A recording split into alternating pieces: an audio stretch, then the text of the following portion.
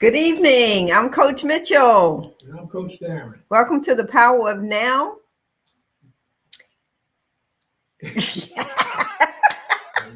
I love it. I love it. I love it. All right, this is Coach Mitchell, Coach Darren of MD Coaching and Consulting. Absolutely. Thank you. Thank you. Thank you.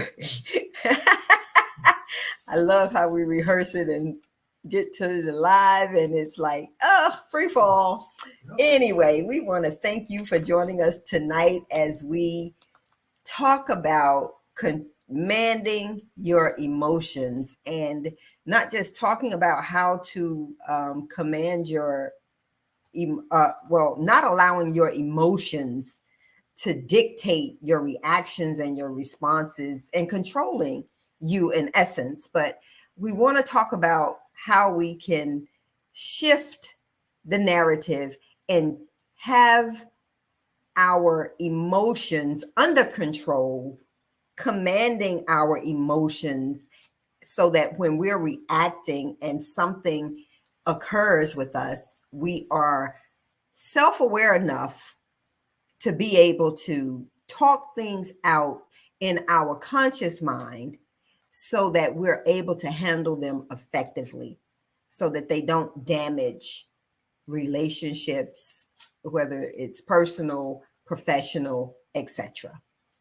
Or they don't cause us to make a decision in the moment that may have lifelong impact. Long-term impact. The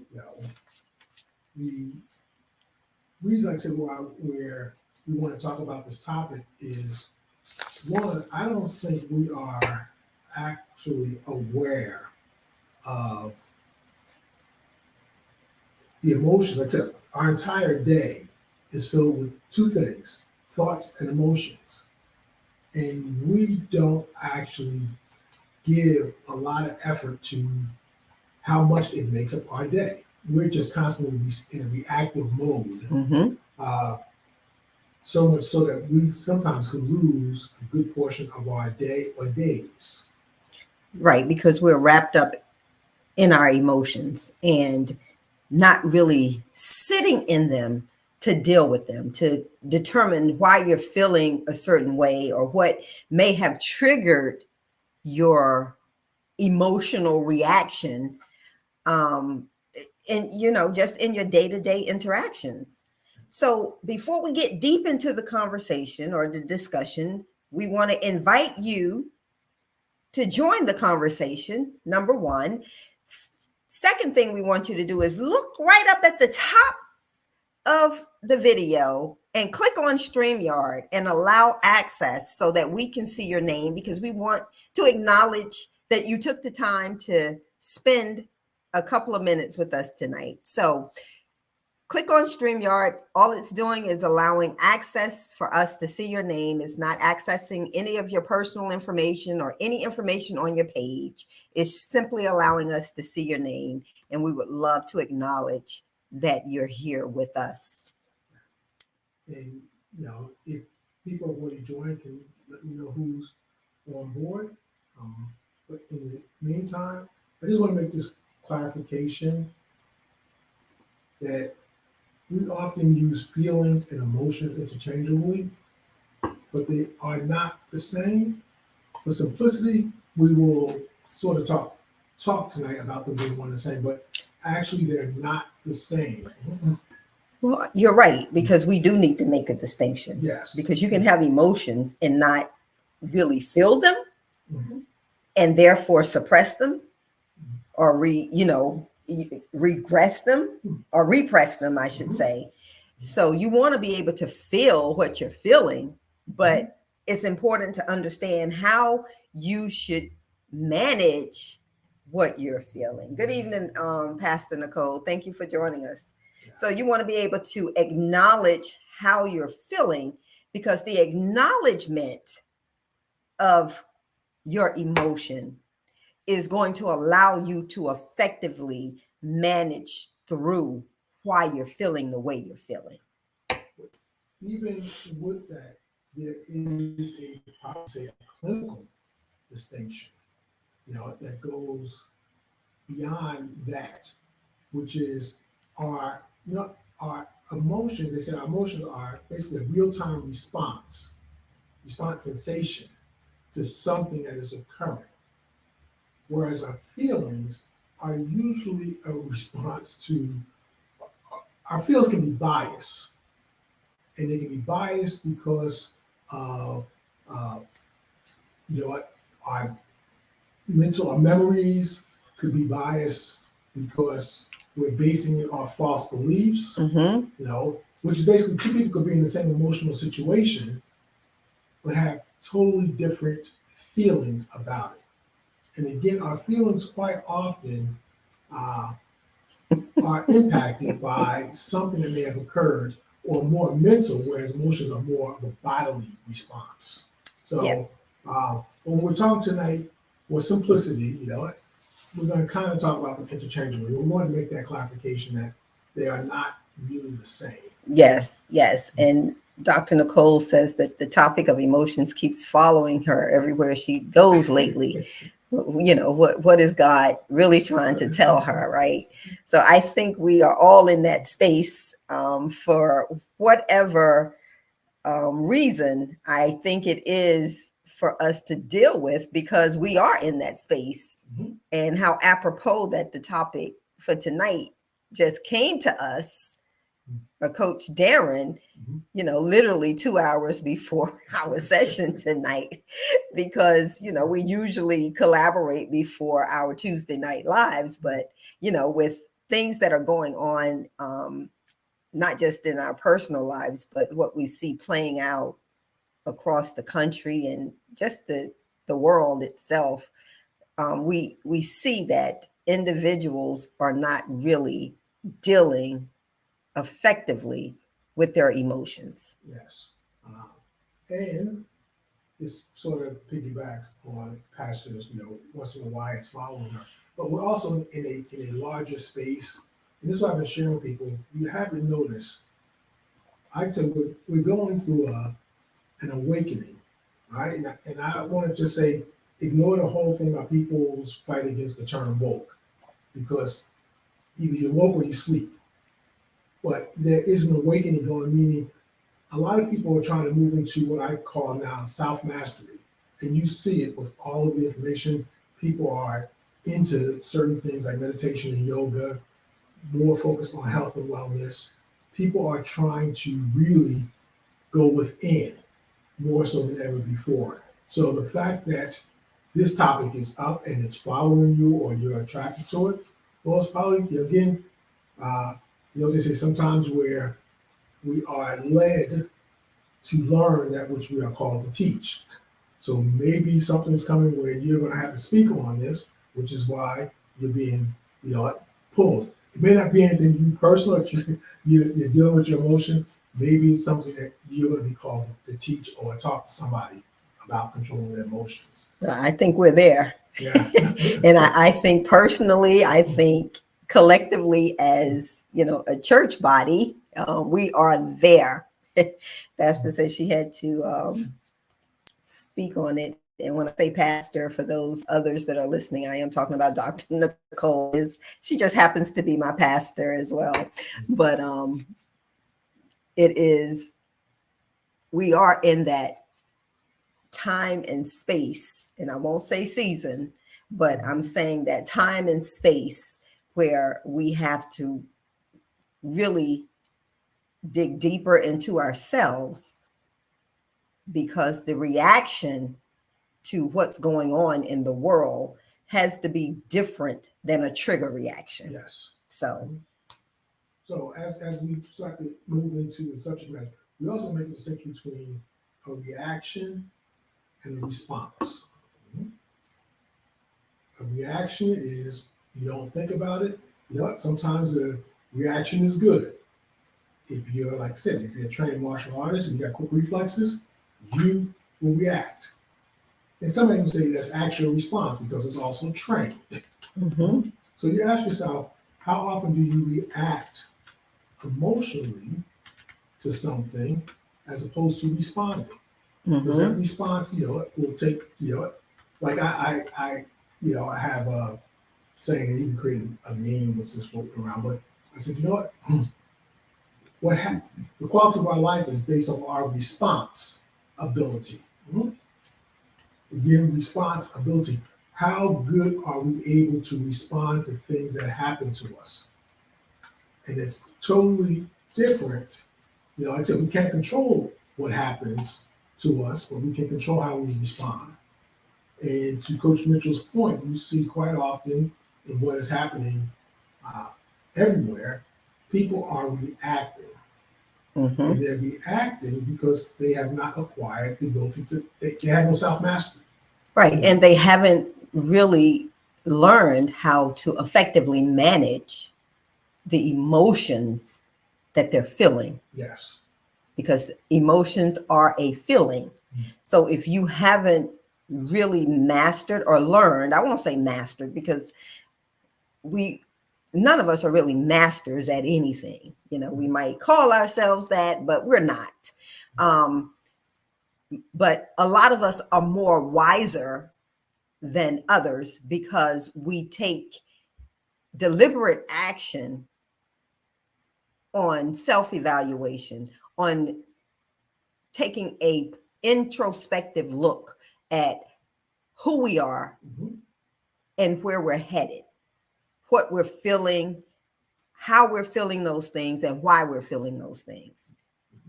Most people don't do that, right? Most people don't take the time out to do that. Most people don't listen to those who can probably help them facilitate through what they're feeling and their emotions. But the majority of the population does not do that. So,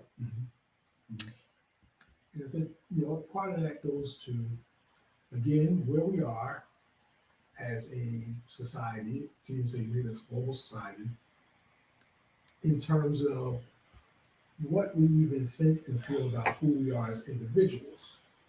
And because most of us, I mean, I think we're all probably broken in some form or fashion, but because people aren't feeling whole, every little thing that happens to them, they take it personally. as a personal attack. Yes. And as a result, they just respond because they feel they have to protect something. You know, as I was in a conversation, you know, recently with Ray, and I don't know if Ray is on, but you know, I said, some people, they're at a point where the only thing they have in their life is their opinion.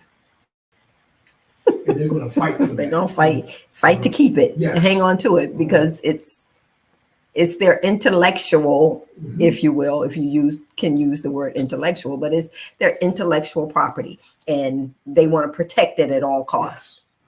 And that leads people to wanting to be right, and then they become defensive.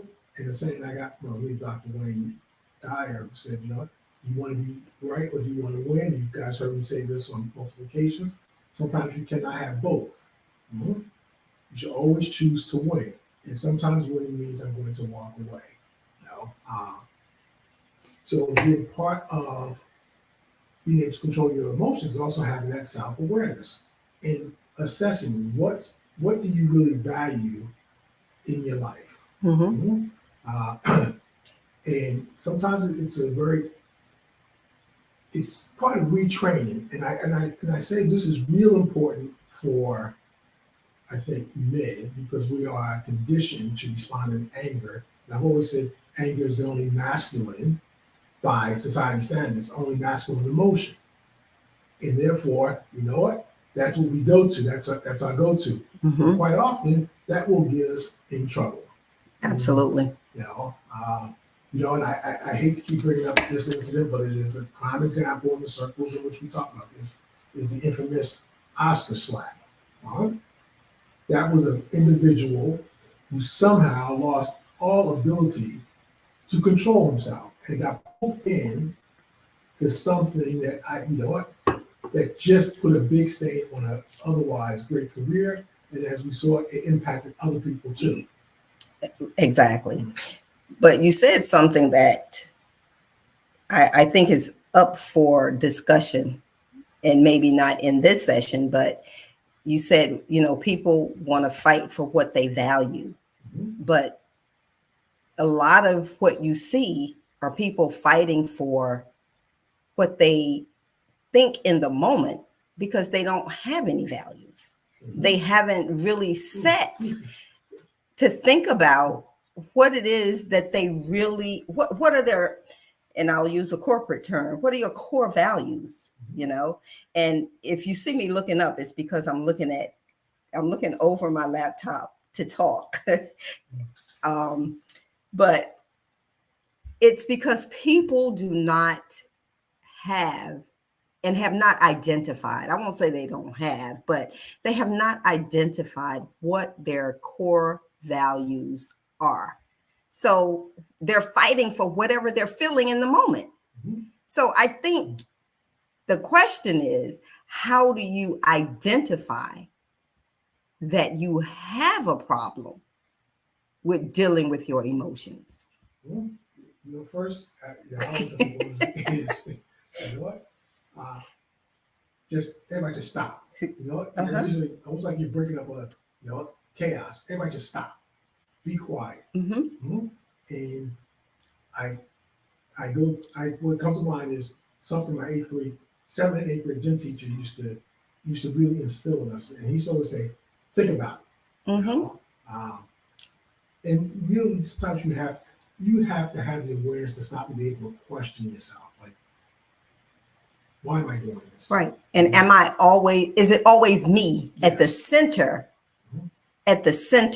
of the contention, the chaos, the confusion, right? Am I having issues in my relationship?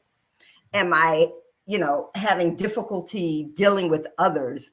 Is there always conflict in my interaction with others? Am I having conflict with myself? Because, when you are emotionally immature, you're constantly having those conversations in your head, right? So it's that age old, the good versus evil, on your shoulders, and you're having this fight. It's this constant battle, but it's because you really haven't sat down to deal with what's really at the root of these emotional outbursts. Yeah. And I think what a person needs, we all need this probably in some area in our life. We can only move on things that we are aware of.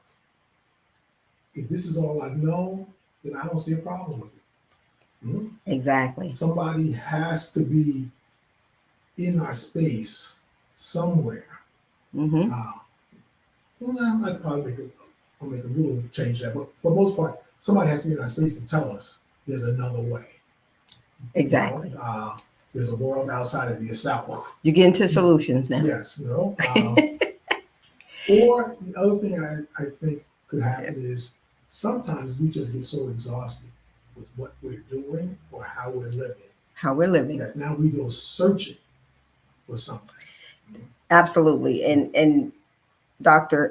Nicole says emotional immaturity causes you to blame others for where you stand in life. And that's so true, because we don't want to take accountability, and we want to find a reason to be where we are. Yeah, I have a acronym for blame. And that's, excuse my French, it's believe in lame ass meaningless excuses. All right, that's all that is. Because at the end of the day, you'll have to step up and take control. You may need help, which is okay, but you do have to take control. Right, and that's another conversation. You Yes. gotta let go of your pride, and you have to be humble enough to recognize, one, that you need help, and two, to ask for help. Yes. And not be ashamed to do that.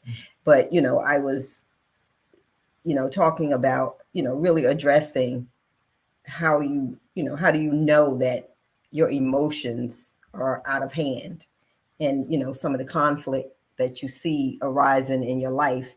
but also trouble at work or school. You can't really develop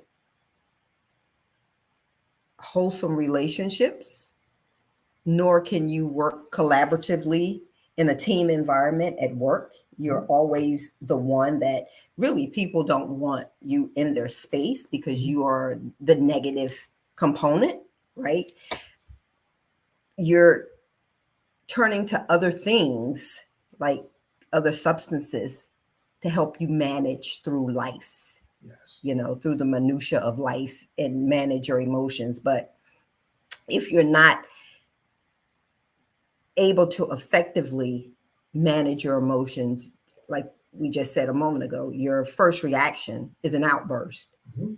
You feel attacked, right? So if you can't muster up the yes, Dr. Nicole, you have to ask for that support. Yes. You have to ask for support. And you know what? We're in a world now where information is at our fingertips. Mhm. You mean Dr. Google? Yep, Dr. Google, all right? And it may not give us a complete answer. But like with these sessions, I call these awareness sessions.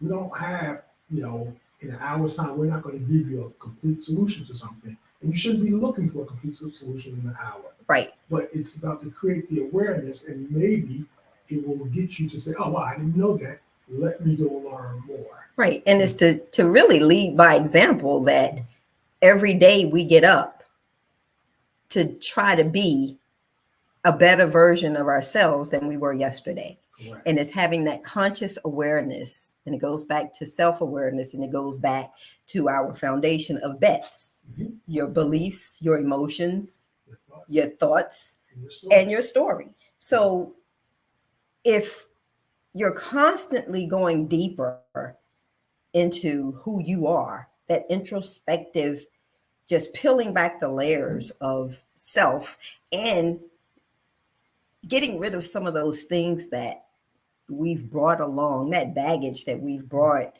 with us, and not ever having unpacked it, then you're never going to get to a place of, I won't say um, euphoria, but you'll get to a place where you are happy with yourself and you can live at peace and you can live in harmony with the world around you,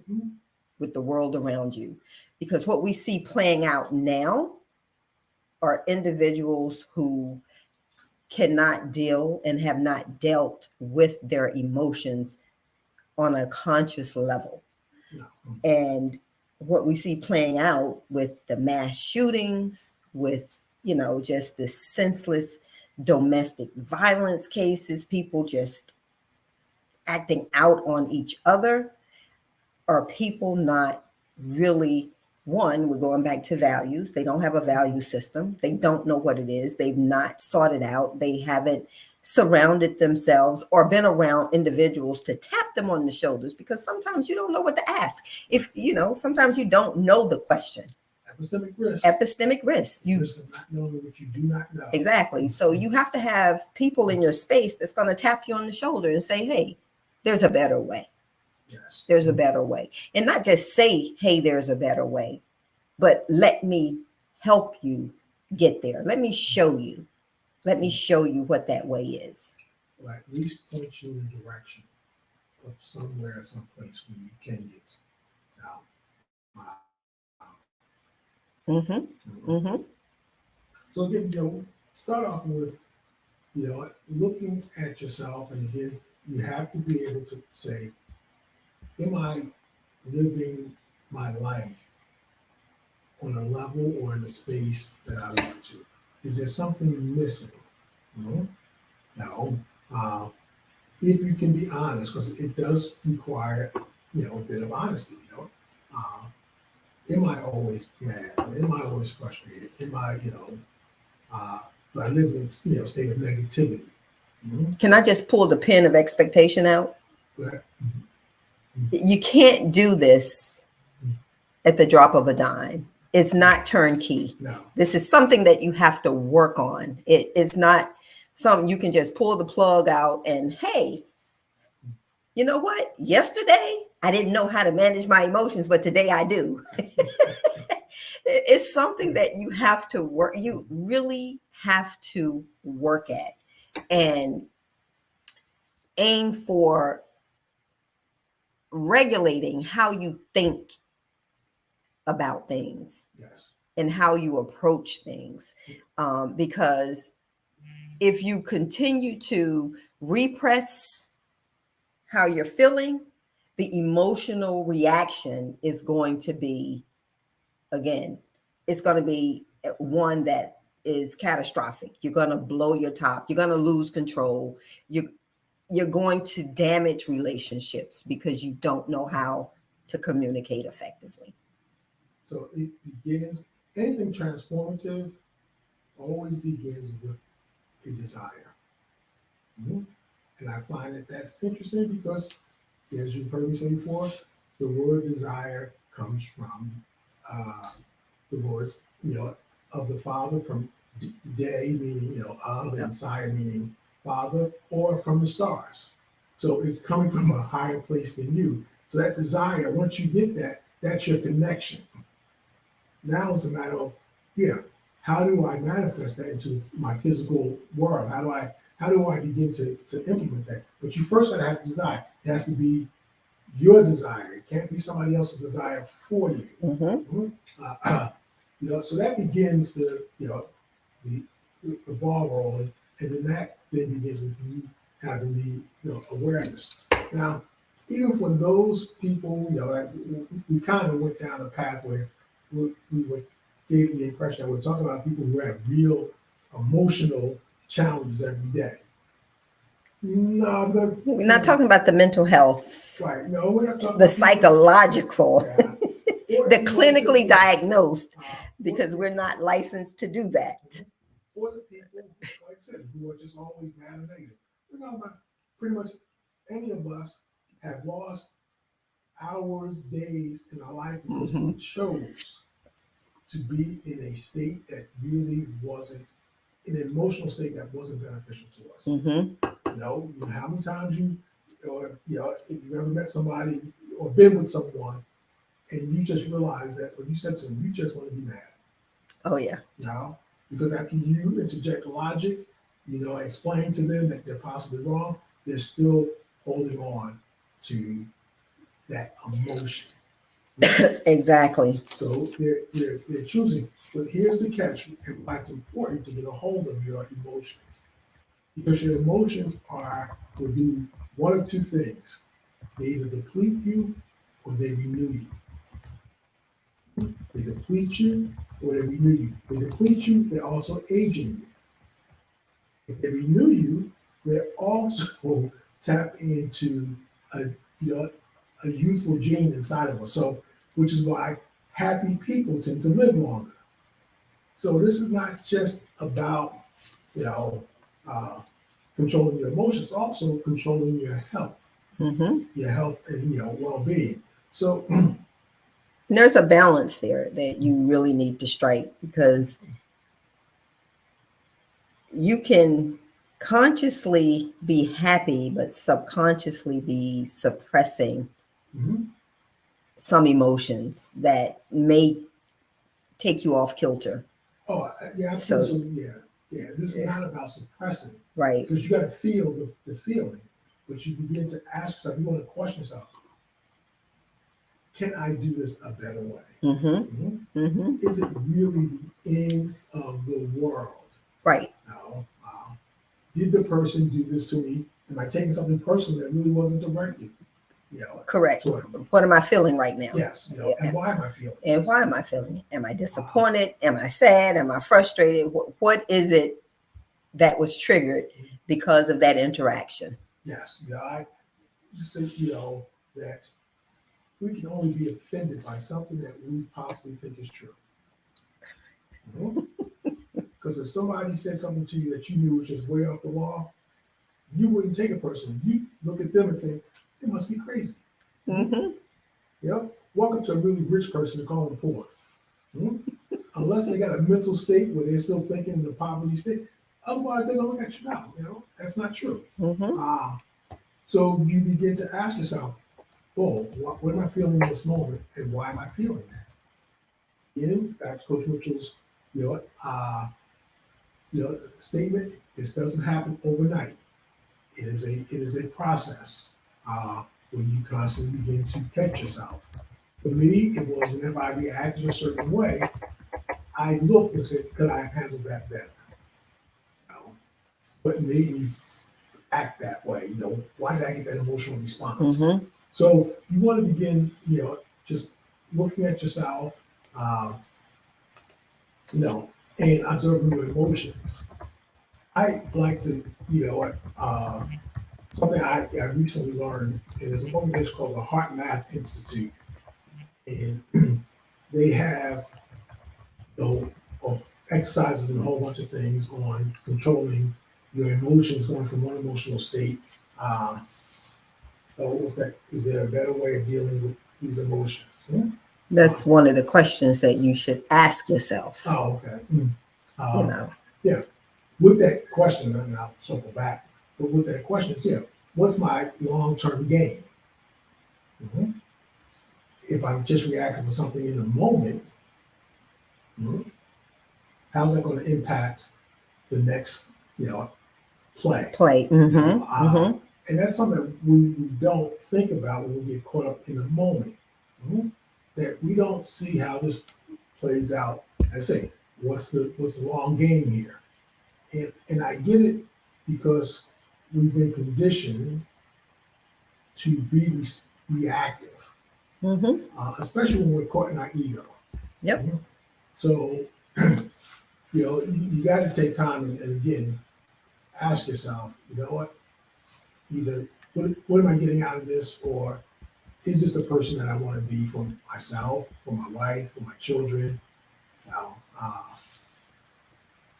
you know, all for a moment of what I would believe victory. Mhm. So, Do you want to just acknowledge what you're feeling mhm, when you're feeling it?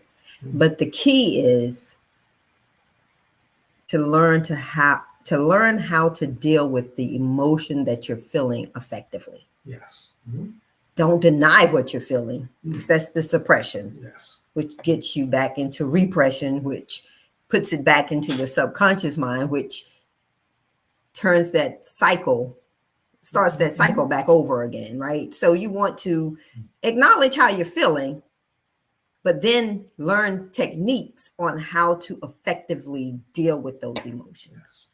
And other thing is always remove judgment, Yep. because in a bigger perspective is there are no good or bad feelings. You're feeling what you're feeling. Mm-hmm. The question is why? Mm-hmm. Because like I said, two people can be in this have the same emotional state of being, but have different feelings about it. Right. We can go back to the story of the Mhm, phone call that we had and the mhm, call dropped. mhm, And we were in the middle of disagreeing with one another and the call drops. And the emotional reaction was, for me, how dare he hang up on me? And that led to a litany of reactions that lasted far longer than they should have had I taken a minute, taken a deep breath to just step through some of what possibly could have happened, some of the alternatives than you disconnecting the call. mhm, We live by satellite, right? We communicate by satellite. Maybe I hit a dead zone. Maybe he hit a dead zone. mhm. I mean, I could have walked through that process, but in that moment, I allowed my emotions to dictate my reaction. Actually, that's a good example to determine the distinction between emotions and feelings. Mm-hmm. Because in that moment, the emotions was a response to an outside stimulus. Mm-hmm. Mhm. But your feelings were made up in your head because of what you thought about the phone call dropping. Exactly. Mhm. Exactly. The phone call dropping was just like, oh, you know, what just happened? What just Mhm. happened? You know, but before you could answer what just happened, the feelings, we went through the period where the feelings came in, and our feelings what? It came up with a false narrative in our mind, which is why you always want to check, you know, what you're feeling, and is it based off of something valid? Because Correct. feelings can be very biased. Correct. Because I can make them what I want them to be. Yes. And I did Yeah. for 3 days. And often we all do, because why? We want to be right. Now, if you have a pencil and paper nearby, you know what? Please pull it, because I'm gonna ask you to just, I'm gonna share something with you, and you normally have a slide, but I want to ask you just kind of jot this down. Go ahead. I'll just and post it in something the. I learned from, again, it comes from the Heart Math Institute, and it's called the Inner Weather. Hard math. Heart Math Institute. Mm-hmm. And so we got a grid. I'm trying to make it simple as possible, being kind of going without slides presentation. But so you got a quadrant, and on your vertical axis, Vertical, that's up and down. it goes from low energy at the bottom and then high energy at the top. Then High would be top left. no, just on the axis. Just the axis. Okay. Right. The horizontal axis is your emotions, all right, which go from depleting to renewing. So from your left, which is the lower part, you have depleting emotions. On the right, you have renewing. Again, on the bottom, you got low energy. At the top, you got high energy. So you got 4 squares. In the lower left squares will be your emotions that are depleting and they're also low energy. Mm-hmm. Now, those are the emotions that, again, usually leads to, well, one of them is depression, but those are like emotions like sadness, melancholy, apathy, rejection, again, depression, sorrow. Mm-hmm. Again, they tend to deplete us, but they're low energy. In that upper left quadrant, we have high energy emotions, but they're depleting. These are things like anger, fear, hate, desperation, resentment, and rage. Mm-hmm. Again, high energy, but they end up depleting us. In the moment, we feel alive, which is why some people can get addicted to them, because even in those emotions, you get the adrenaline rush. Mm-hmm. But we also know, because it's stress, you also want to get the cortisol and all the other hormones, and we can end up getting fat just from being mad. So you want to check your emotions. In the lower right quadrant, those are our low energy but renewing emotions. These things like peace, tranquility, calmness, serenity, care. Those are those emotions. Like I said, when you see somebody might be meditating, someone will listen to certain kind of music, they may have candles burning. They're in that space, very calm. Again, you're, like I said, connecting with nature. That also adds to your health. But those are your low energy, but renewing emotions. Right. They don't take up a lot of energy, Nope. but they recharge you. Yes. They give you back Mm-hmm. a lot of energy. Yes. Then there's the upper right quadrant. This is the powerhouse. All right. These are your high energy and high renewing emotions. These actually regenerate the cells in your body. What's that? Laughter? Well, you got joy, you got happiness, you got love, you got passion, excitement, bliss, and adventure. Mm-hmm. Those things will actually renew you, regenerate. If you could, you want to stay on the right side of this quadrant. So when you decide that you want to stroll over to the left, because pretty much that's probably where your ego lives, you're actually doing yourself a disservice. So just having, having an idea of how these different emotions play out, I think will give you insight on where do I want to be. That's it. Start with that desire, Mm-hmm. you know, and then begin your work from there. What kind of person do I want to be?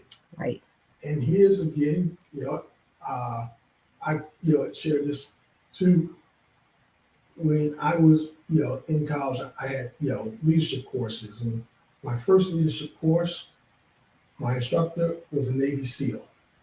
My second leadership course, my instructor was a Marine Corps colonel, lieutenant colonel, but we could call him colonel.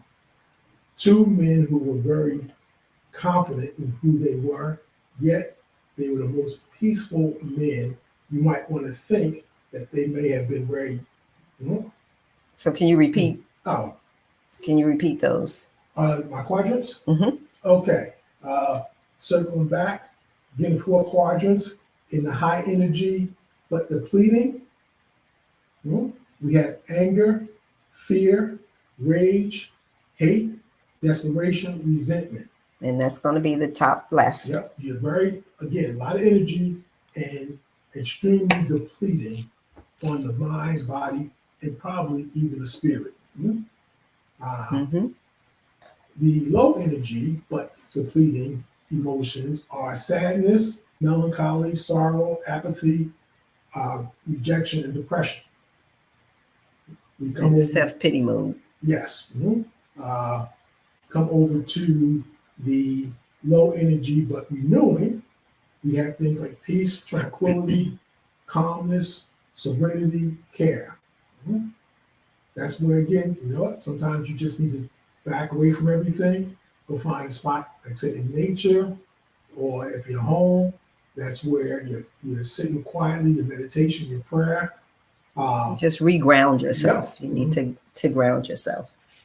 And then, like I said, the powerhouse, the regenerative, renewing, high energy emotions are joy, happiness, love, passion, excitement, bliss, and adventure. And think about it, when you're in that space, when you experience any one of those emotions, just think about how you feel. I can take on the world. You're firing on all cylinders, and you can take on the world. Yep. Whatever comes my way, I got this. I got this today. So I think it was Pastor Nicole. Mm-hmm. Yeah. Did everybody get those, or do you need me to repeat it one more time or 2 more times? Just let me know. She got it. Okay. So going back to my leadership instructor, I always go back to them because there were 2 men who had probably seen some dangerous situations, yet they were 2 of the, I'm gonna say, coolest, calmest, men that I've known. I was again thankful to have them as instructors. Mm-hmm. And the reason why I bring it up because when you look at people who become, I guess they don't feel like they have to prove anything. I was going to say, yes. They don't lose their, right. These were warriors, but they didn't have to be the warriors. Right. Not in this place, not in this setting. They know the appropriate place, time, and setting that they need to exert whatever energy they need to in a space. Yes. They don't have to prove anything. I would say to people, for those who think they have to prove something, probably do. Because you get to a point where you become at peace with yourself and you become a master of your emotions. Right. And you can look at the injustices that's levied against people of color and marginalized individuals in this country when it comes to law enforcement and how people are treated by some of those law enforcement officers. So what are they proving? And who do they have to prove it to that you will execute an innocent person, an unarmed person? And we're not talking about those, criminals that they need to be dealt with. We're talking about just innocent people losing their lives because someone wills the power, yet does not wield control of their emotions. So you ask yourself,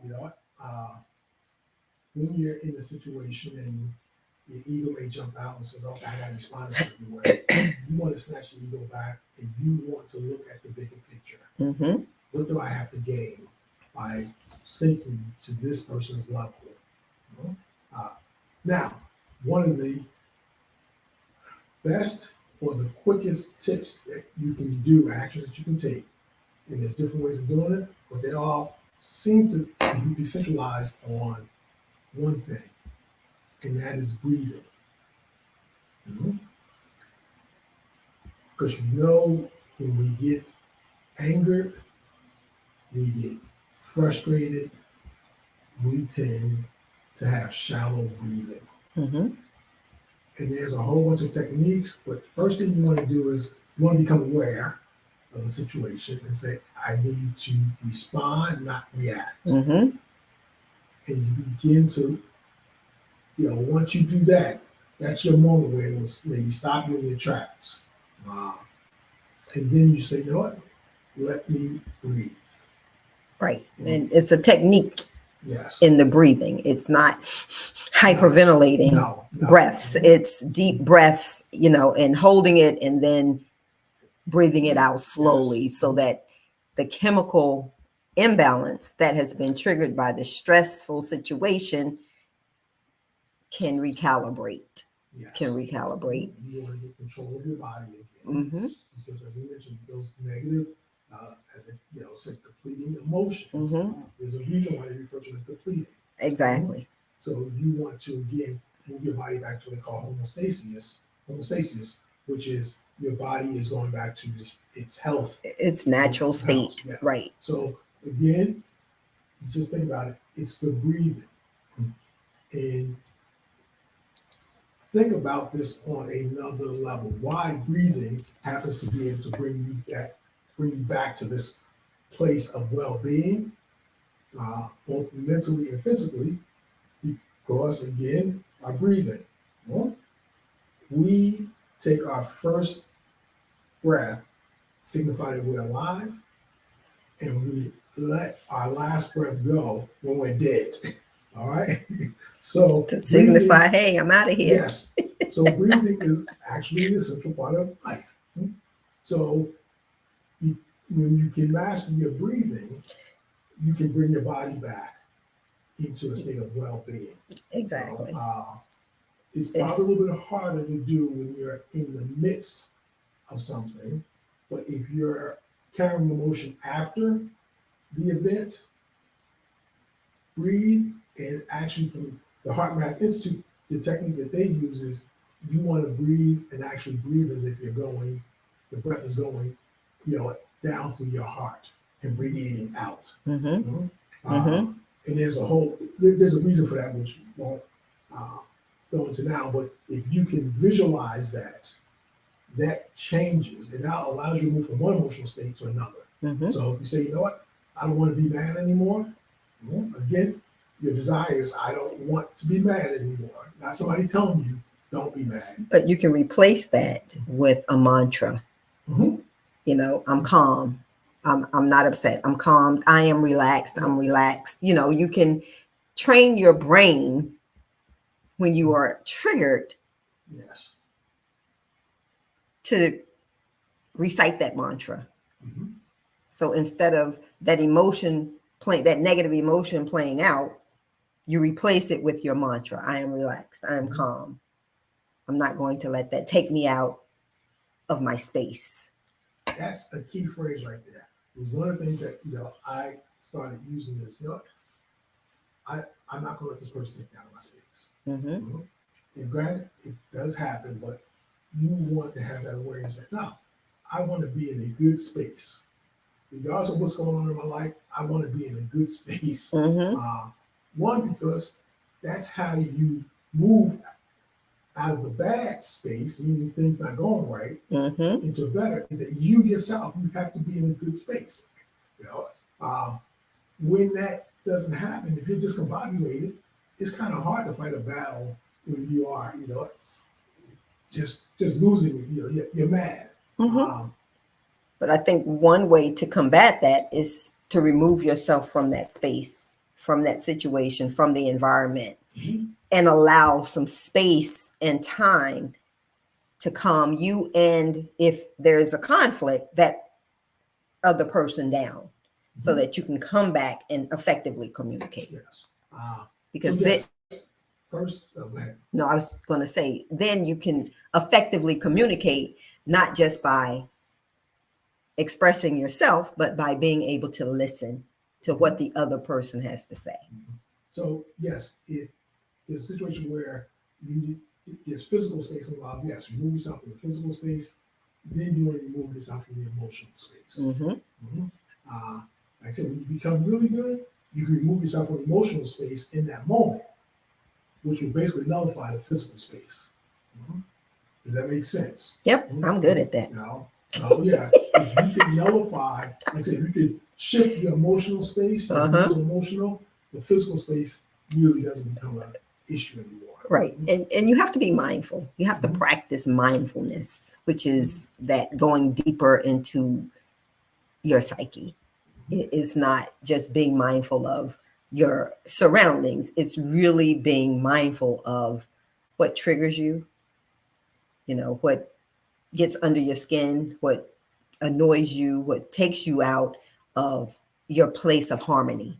Correct. Mm-hmm. So first, again, you want a desire to be in harmony. You want to have a desire to be in that place. You want to have a desire to be a particular type of person. Uh, you know, and then you want to take action to become protective of that space and that state of being. Mm-hmm. Mhm. So it's a battle. It is a battle, that you have to take on to get to where you want to be. But it can be worn. Yes. It can be worn. So, Now, so again, you want to, on that. just to kind of recap, you really want to start with the awareness, start paying attention to yourself in relationship to other people. Mm-hmm. Ask yourself, is this working for you? Because people will justify it, rationalize it. Why, right, they did this and blah blah blah. Well, how's that playing for you if you're the one that got fired? Exactly. Uh, And if it keeps playing over and over and over and over in your mind, you really haven't effectively dealt with it. no. So you ask yourself, is this working for me? And if you're honest, the answer probably is no. Mhm. Then you say, you get, I, I want to change. I have a desire to change. I have a desire for something new, something improved. Mm-hmm. Uh, people are familiar, with my I Am Possible brand, so basically it's change, it's improved, change, and transformation. There are 3 levels, so you ask yourself, do I need to, improve? And that might be just one area in your life. Maybe I need to improve my communication. Mhm. Maybe it just needs a little, step up. Mm-hmm. Do I need to change? Do I need to change my behavior? All right, is it something I'm doing that needs to be changed? Well, that third level is, all right, because here's the thing, I can improve, but I can also slide backwards. Mm-hmm. I can change, I can still slide backwards because I'm kind of on that fence. But also give yourself the grace Mm. to falter, Mhm. because we're not perfect and No. we're going to slip up. We're going to have triggers that are going to take us outside of that place of harmony. So I think we have to be mindful that it's okay to make a mistake. It's okay to fail, but just be aware that you pick yourself up and you get back on track. Yeah. And again, you're just making a distinction because people say, well, I've changed. Yes, maybe you have, but that means you still can slip back. So don't think it's permanent. Right. Mhm. But when you transform, you don't go back. That's why it's, again, different levels of effort. The butterfly will never become a caterpillar ever again. Even, like I said, on a biological DNA perspective, there are no traits of the caterpillar in the butterfly's DNA. That's pure transformation. You don't know that person that you used to be 5 years, 10 years ago. Sure, that's the truth. So you start with, let me improve, let me change, and then let me transform. I need to go through a transformation. I can tell you that Dr. Nicole says I can always slide backwards. Understand that, which is true. I often talk about my salvation, and prior to accepting Christ in my life, I cursed like a sailor. You would sometimes when I think back on that time in my life, it's hard for me to really relate to that person. Because I'm like, if I say an explicit, I'm like, oh my God, did I just say that? And I feel so bad. I condemn myself, right? But to the point of the topic, once you are transformed, you really don't want, you can't relate to that old self, to that old way of thinking, to that old way of reacting. So that's just an illustrative example of, if I slip up and say an explicit, I am like repenting. Well, Murray's, Lord have mercy, forgive me. But it doesn't even sound right coming out of my mouth. So that's that transformation. I might slip up, but I have been transformed to the point where that slip is not a frequent slip. It does not happen often. And it's very far and few between. And if someone hears me say something that's out of character of who I am today, it's like, oh my, I didn't think you, but that's that transformation. That's what transformation looks like. Yes. So again, going forward, just start with, and again, this is really for all of us, especially in today's time where we can't just go, as such entertainer might say, all willy-nilly on folks, all right? Because we don't know where they are in their moment. Oh, so true, so true. So when we want to snap, the response that we get may not be something we want. Right. So that clap back may be a little bit harder than our clap. Yes. Right. Or if you're lucky, maybe the clap back won't be to you, but the clap back could be to the next person that individual encounters. Right. They pay it forward. Yes. Not in a good way. Right. Not in a good way. So ask yourself again, who do I want to be? And is this the characteristics of that person? Absolutely. And again, just be mindful of whether you're reacting or responding. And when you really become good, you can even step it up. Somebody can bring you some negativity, and you can respond with some love and kindness, nip it in the bud, and literally they won't have a thing to say because they can't come back with anything. You know what? If they just want to be mad, they'll be mad walking away. Exactly. Exactly. So, just some thoughts for tonight. Remember, your beliefs, your emotions, your thoughts, and your story. They dictate all aspects of your life. All aspects, no matter where you are, what setting, what you're doing, who you're doing it with. Just remember those four attributes, and they will help navigate you through whatever situation you're in and help you deal with them. So, and if you don't know what they are, then maybe you need to really sit down and maybe write out what you're feeling, what you think about a thing, what you think you believe, what your emotional state is in that moment so that you can deal with it. What are your thoughts around it? Ask yourself the why, what, who, and where. Ask the questions. And if if you feel bold or really desperate, ask somebody close to you. Exactly. About you. Which is sometimes the best way, but the rawest way. Yes. In order to affect change. Yes. And action in yourself, right? So it's hard hearing the truth about yourself.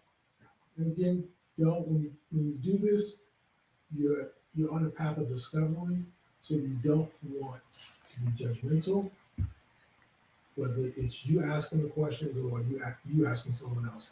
You just want to take the answers and then address them. That's a good one. Remember that you're on the path of discovery, Mhm. not destruction. Correct. You're on the path of discovery, not destruction. So I think that wraps it up for tonight, Coach. Yes. Yeah. So we just want to tell you that we are just so grateful for you finding it not robbery to spend a little bit of time with us. And we will be back next Tuesday, 8 p.m. with another topic. Hopefully, prayerfully, you will join us. And we thank you, Dr. Nicole, for being engaged and providing your comments. And Ray, thank you for joining us on the I Am Ready Yes. YouTube. network, the YouTube station. We thank you for viewing us there. So I'm Coach Mitchell. I'm Coach Darren. We are at the Power of Now. Thank you for joining us, and we'll see you next Tuesday at 8 p.m., hopefully with another engaging topic. Good night. Good night.